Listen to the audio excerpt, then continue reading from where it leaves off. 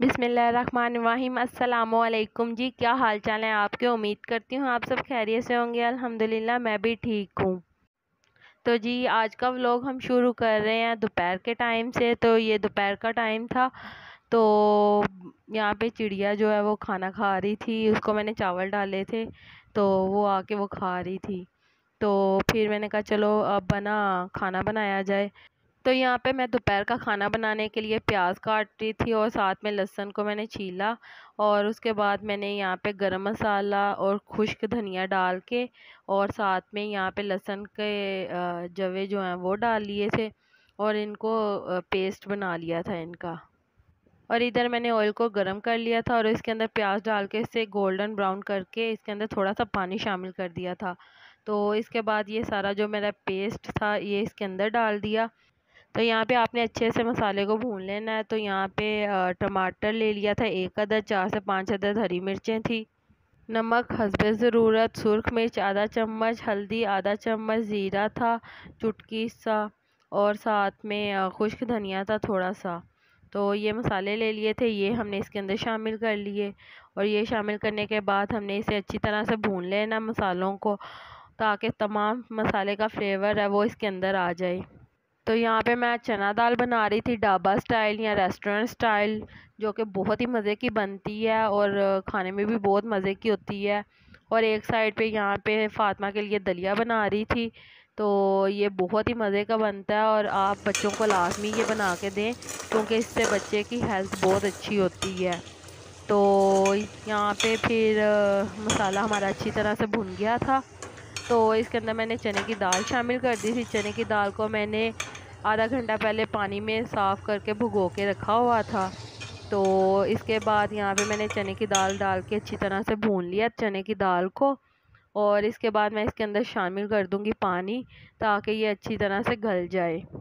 तो बस यहाँ पे हमारी दाल भुन गई थी अच्छी तरह से। तो इसके अंदर हमने पानी शामिल कर दिया और एक इसको बॉयल दिला लेंगे। जब इसके अंदर बॉयल आ जाएगा तो इसकी आपने आग हल्की कर देनी है। और यहाँ पे हमारा दलिया तैयार हो रहा था। तो यहाँ पे बॉयल आ गया तो इसकी स्लो फ्लेम कर दी। तो हमारी मज़ेदार सी दाल तैयार है। इसके अंदर आपने गरम मसाला शामिल कर देना है, तो ये बहुत ही मज़े की तैयार होती है। बस बस बस बस बस वो मामा वो जो इधर देखो, कुछ नहीं हुआ, कुछ नहीं हुआ मेरा बेटा। ना मेरा बेटा कुछ नहीं हो गया, मामा आ जाएगा। कितना देख लिया किधर से आ रही है। ना मेरा बेटा सही हो जाएगा, राम आ जाएगा, मेरी गुड़िया को राम आ जाएगा ना। तो बस यहाँ पे फ़ातिमा को पूंड ने काट लिया था, वो येलो कलर का जो पूंड होता है उसने काट लिया था। तो उसके बहुत ही ज़्यादा दर्द हो रही थी, होंठ के ऊपर उसने काटा था। तो बहुत ही ज़्यादा तकलीफ़ में थी फ़ातिमा, रोई जा रही थी रोई जा रही थी और चुप ही नहीं हो रही थी। तो फिर मेरे हस्बैंड तो काम पे गए हुए थे, तो मुझे कुछ समझ नहीं आई। फिर इसलिए मैंने अपने पापा को फ़ोन किया कि आप आ जाएं, फ़ातिमा को पूंड ने काट लिया है तो इसे हॉस्पिटल लेके जाना है अभी। तो ये चुप ही नहीं हो रही बिल्कुल भी ना। तो इसके होंठ पे यहाँ पे ऊपर काटा हुआ था। तो वहाँ पे हॉस्पिटल लेके गए उन्होंने, फिर इसे इंजेक्शन वगैरह लगाया। तो ऐसा अक्सर हो जाता है कि छोटे बच्चों को कोई चीज़ या कीड़ा मकोड़ा काट ले, तो आप फ़ौरन ऐसा करें कि आप बच्चे को हॉस्पिटल लेके जाएं, क्योंकि हॉस्पिटल में अद्वियात मौजूद होती हैं तो उसी टाइम बच्चे को आराम आ जाता है। तो देर बिल्कुल ना किया करें आप, अगर ऐसा कभी हो जाए तो अल्लाह करे ऐसा कभी ना हो, लेकिन अगर ऐसा कभी हो जाए तो आप फ़ौरन बच्चे को हॉस्पिटल लेके जाएं, ताकि बच्चे को फ़ौरन आराम आए और उससे ज़्यादा तकलीफ़ ना हो। तो जैसे ही फ़ातिमा को काटा था, यहाँ पे होंठ के ऊपर काटा है उसे। तो बहुत ही ज़्यादा तकलीफ़ में थी, बहुत ही ज़्यादा रो रही थी, चुप होने का नाम ही नहीं ले रही थी। तो इसे हॉस्पिटल लेके गए हैं, उन्होंने इंजेक्शन वगैरह लगाया बरनोला लगा के। तो फिर इसे थोड़ा आराम आया तो फिर दूध पी के यहाँ पे ये सो गई थी। तो इस टाइम फिर मैं हॉस्पिटल में ही मौजूद थी, तो साथ मेरे पापा थे, तो हम इसे लेके बैठे हुए थे यहाँ पे। तो यहाँ पे हॉस्पिटल में फ़ातिमा को फिर इंजेक्शन उन्होंने लगाया, यहाँ पे फिर वो सो गई थी। तो फिर पापा मेरे कहते हैं कि अभी ये सो गई है, थोड़ी देर के लिए यहीं पे फिर हम लोग बैठ जाते हैं। तो जब ये उठती है तो फिर हम लोग चलते हैं घर। तो यहाँ पे घर के लिए निकले थे तो रास्ते में ही हमारी बाइक ख़राब हो गई। तो बाइक का जो टायर था वो पंचर हो गया था, तो फिर वो पापा उसको ठीक करवा रहे थे।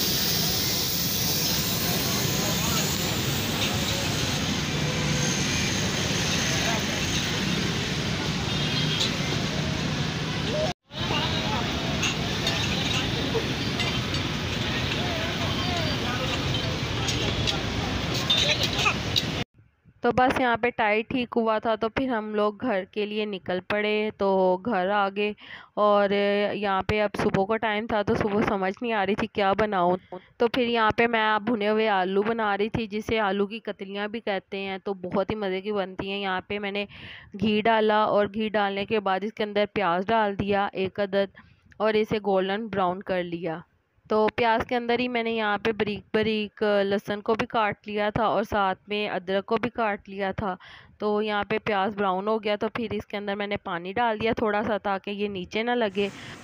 तो यहाँ पे मैंने 1 अदद टमाटर ले लिया, 4 से 5 अदद हरी मिर्चें ले ली, नमक ले लिया हस्बे ज़रूरत, ज़ीरा चुटकी भर थोड़ा सा, और साथ में आधा चम्मच सुरख मिर्च, आधा चम्मच हल्दी और आधा चम्मच ही खुश्क धनिया ले लिया है। और फिर यहाँ पे मसाला जो बना था हमारा प्याज का, तो इसके अंदर हमने ये सारा मसाले डाल देने हैं, और ये डाल के अच्छी तरह से आपने इसको भून लेना है, ताकि ये तमाम मसालों का फ्लेवर इसके अंदर अच्छी तरह से आ जाए।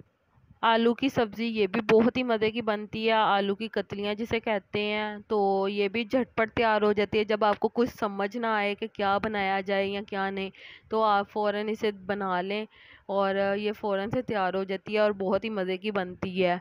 तो नाश्ते में भी बहुत अच्छी लगती है। आप इसे पराठे के साथ भी खा सकते हैं और रोटी के साथ भी खा सकते हैं। तो यहाँ पे फिर मैंने आलू शामिल कर दिए थे इसके अंदर। आलू मैंने यहाँ पे 3 अदद ले लिए थे मीडियम साइज़ के। और कुछ समझ ना आ रहा हो तो आप ये बना लें, क्योंकि ये बहुत ही मज़े की बनती है। तो आलू को इसके अंदर शामिल करने के बाद आपने 3 से 4 मिनट अच्छी तरह से भून लेना है, और इसके बाद इसके अंदर पानी डाल देना थोड़ा सा, आधा कप के बराबर, ताकि आलू अच्छी तरह से हमारे गल जाएं, और आग को मीडियम फ्लेम पे कर देना है। तो यहाँ पे हमारे आलू अच्छी तरह से गल गए थे, और यहाँ पे बहुत ही मज़े का ये सालन तैयार होता है, और बहुत ही मज़े का लगता है सालन ये चपाती के साथ या रोटी के साथ। तो यहाँ पे मैंने थोड़ा सा गरम मसाला शामिल कर दिया था। तो यहाँ पे अब मैं रोटी बना रही थी साथ में। तो यहाँ पे हमारा आलू की कतलियों का सालन तैयार हो गया था। तो यहाँ पे फिर मैं रोटी बना रही थी।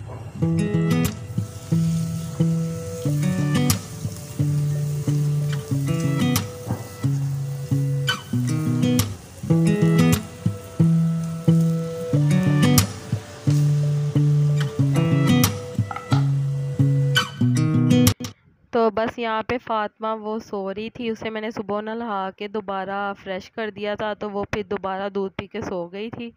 तो यहाँ पे मौसम बहुत ही अच्छा हो गया था।